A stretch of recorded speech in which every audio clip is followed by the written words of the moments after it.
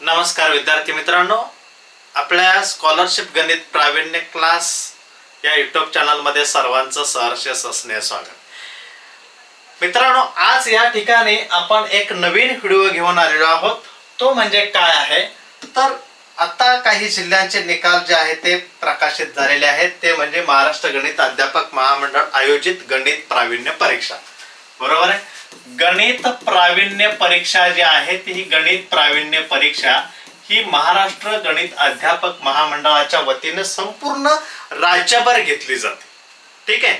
आता या ठिकाणी तुमची जर निवड गणित प्रज्ञा परीक्षेसाठी झाली असेल तर नेमकं काय करायचं याच्या संदर्भामध्ये हा व्हिडिओ आहे. मित्रांनो, त्याच्यासाठी कोणती पुस्तकं वापरायची, रेफरन्स बुक काय आहेत याच्याबद्दल आपण सविस्तर व्हिडिओ जो आहे तो तयार केलेला आहे. तो व्हिडिओ तुम्ही पाहू शकता. आता या ठिकाणी कोणत्या प्रकारचा सिलेबस आहे ते मी तुम्हाला सांगणार आहे की सिलेबस कोणत्या प्रकारचा असतो. गणित प्रावीण्य परीक्षेमधून तुम्ही प्रज्ञासाठी निवड झालेला आहात ही कौतुकास्पद बाब आहे, अभिनंदनाचीच बाब आहे. कारण ही परीक्षा म्हणजे काठिण्य पातळीची, उच्च काठिण्य पातळीची असलेली ही परीक्षा आहे. आणि या परीक्षेमध्ये मित्रांनो निवड होणं ही सोपी गोष्ट नाही.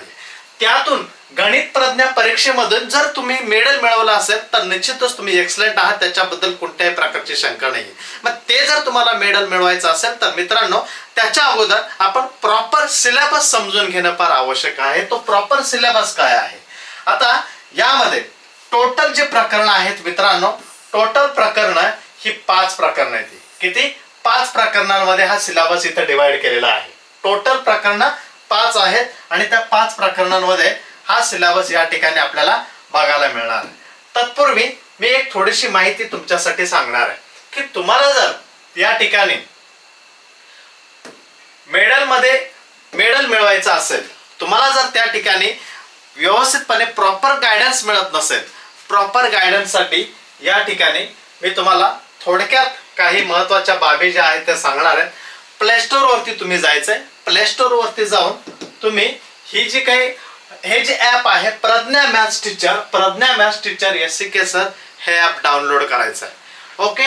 डाउनलोड केल्यानंतर ही स्क्रीन त्या ठिकाणी तुम्हाला ओपन दिसेल. ओके. त्यानंतर इथं गेट दिस कोर्स करा किंवा त्याच्या अगोदर मी तुम्हाला याबद्दलची थोडक्यात माहिती जी आहे ती समजून सांगतो की नेमका हा कोर्स कशा पद्धतीने आहे.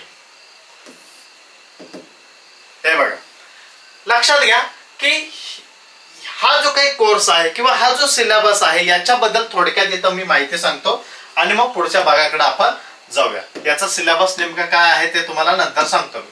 हे बघा, सर्व स्पर्धा परीक्षा ज्या आहेत त्या सर्व स्पर्धा परीक्षांमध्ये गणित हा विषय अत्यंत महत्वाचा आहे. मॅथ्स अँड रिझनिंग हा विषय फार महत्वाचा आहे आणि त्याची तयारी यापासून होत असते. त्याची जी तयारी आहे ती मित्रांनो यापासून होत असते.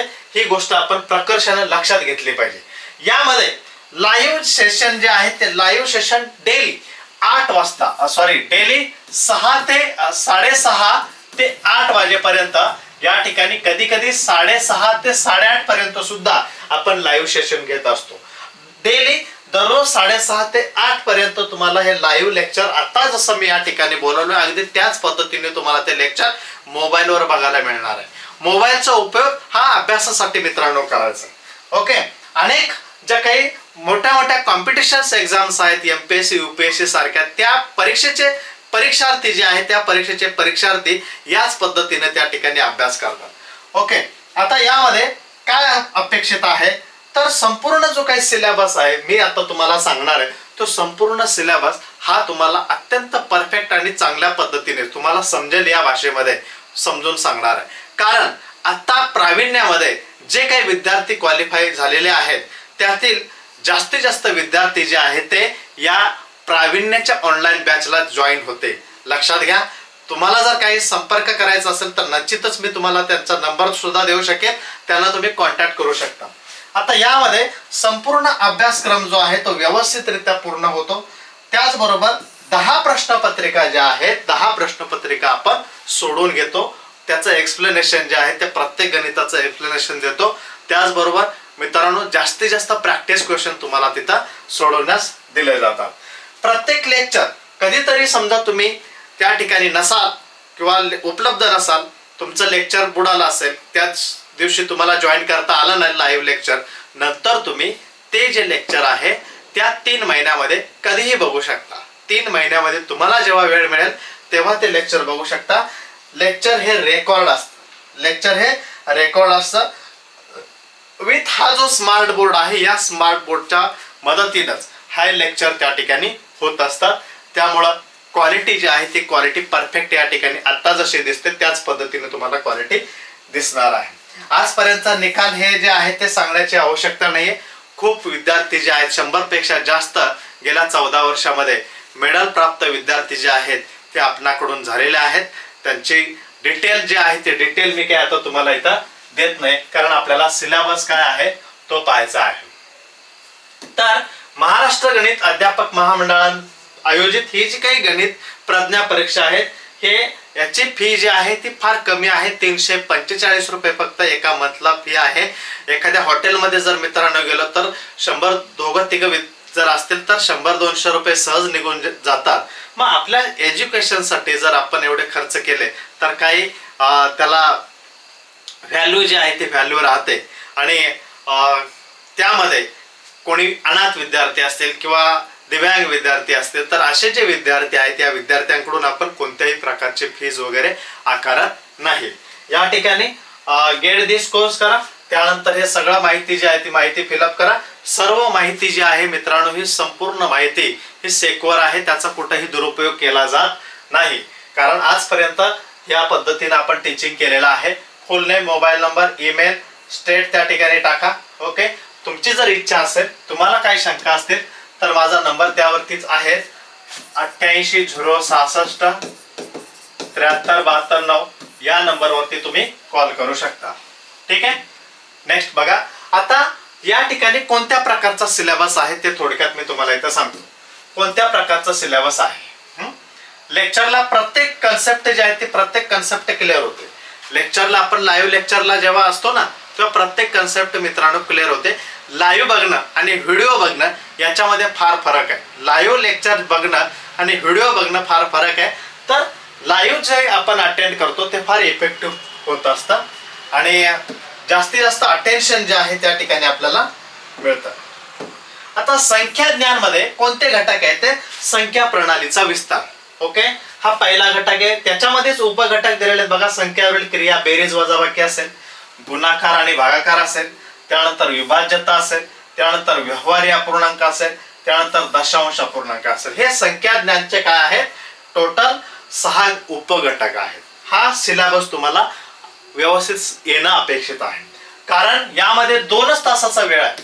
तुम्हाला लक्षात घ्या, 2 तासामध्ये 100 गुणांचे प्रश्न सोडवायचे आणि तेही अत्यंत टॉप लेवलचे प्रश्न या प्रज्ञा परीक्षेमध्ये असतात. अगदी 9वी-10वीचा विद्यार्थी सुद्धा प्रश्नपत्रिका सोडवू शकत नाही अशा पद्धतीचे प्रश्न इथं असतात. एकदम क्वालिटी परीक्षा आहे, त्यामुळं तुम्ही निश्चितच आपल्या मार्गदर्शनाचा फायदा घ्या ही अपेक्षा आहे. आता यामध्ये बीजगणित हे जे आहे, बीजगणितामध्ये बघा कोणत्या प्रकारची उदाहरणं आहेत. तर बीजगणितामध्ये मित्रांनो कोणत्या प्रकारचा सिलेबस आहे, तर अक्षरांचा वापर हा एकच उपघटक 5वीच्या दृष्टीने टाकलेला आहे. अक्षरांचा वापर कुठे बघा इथं, अक्षरांचा वापर हा एकच उपघटक आहे. XYZ ही जी काही अक्षर आहेत किंवा य र ल व म ही जी काही अक्षरं आहेत यांचा उपयोग कशा पद्धतीने बीजगणितामध्ये करतात त्याच्यावरती काही एक्झाम्पल्स आपल्याला विचारतात. त्यानंतर पुढचा पार्ट जो आहे तो आहे भूमितीचा भाग. भूमितीमध्ये भूमितीय मूलभूत संबोध, ओके, बिंदू असेल किंवा प्रतल असेल, या सगळ्या जे काय आहेत, रेषाखंड, रेषा, ह्या सगळ्या संकल्पना आपण लाईव्ह लेक्चरला अगदी परफेक्ट करून घेतो. बंदिस्त आकृत्यांची भूमिती जी आहे ती वर्तुळ हे एक प्रकरण आहे. त्यानंतर भौमितिक रचना कशा पद्धतीने काढायच्या, रेषाखंडाचे 5 समान भाग वगैरे कसे करतात, हे सगळं भूमिती या घटकामध्ये आहे. त्यानंतर महत्व मापन हे एक प्रकरण 4थं आहे. फार डीप पद्धतीचं प्रकरण आहे. आलं का लक्षात, फार इंटरेस्टिंग प्रकरण आहे हे. मापन त्यामध्ये किलोग्राम, ग्रॅम वगैरे, हेक्टोग्राम हे सगळं येतं. परिमिती जी आहे, परिमिती हे फार महत्वाचं प्रकरण येतं. परिमिती आणि क्षेत्रफळ एकदम क्वालिटी क्वेश्चन आहे, एकदम क्वालिटीचे क्वेश्चन आहे. मी तुम्हाला मागचा व्हिडिओ जर तुम्ही पाहिला नसेल तर त्यात बघा कोणत्या प्रकारचे बुक्स बाजारामध्ये अवेलेबल आहेत किंवा तुमच्याकडे जर ते बुक्स अवेलेबल नसेल तर कॉन्टॅक्ट करा. माझा नंबर तुम्हाला दिसत असेल. ओके. किंवा त्या संबंधित जे काही विभागाचे किंवा त्या जिल्ह्याचे जे प्रमुख सर असतात त्यांना कॉन्टॅक्ट केला तरी चालेल. त्यांच्याकडून तुम्हाला ते प्रोव्हाइड केलं जातील. किंवा जर मिळालं नाही त्यातून तर कॉन्टॅक्ट करा. आपण नक्कीच तुम्हाला मदत करू.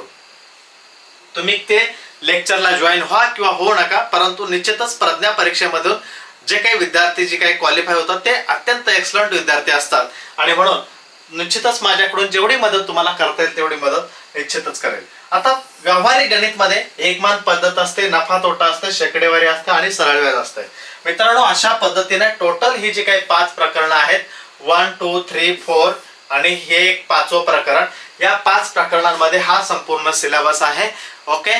तुम्हाला सिलेबस समजलेला असेल याबद्दल खात्री व्यक्त करतो. आणि तुम्हाला जर या ठिकाणी काही शंका वाटत असेल तर निश्चितच तुम्ही कमेंट करू शकता किंवा डायरेक्ट मला कॉल केला तरीही चालेल. ओके. धन्यवाद.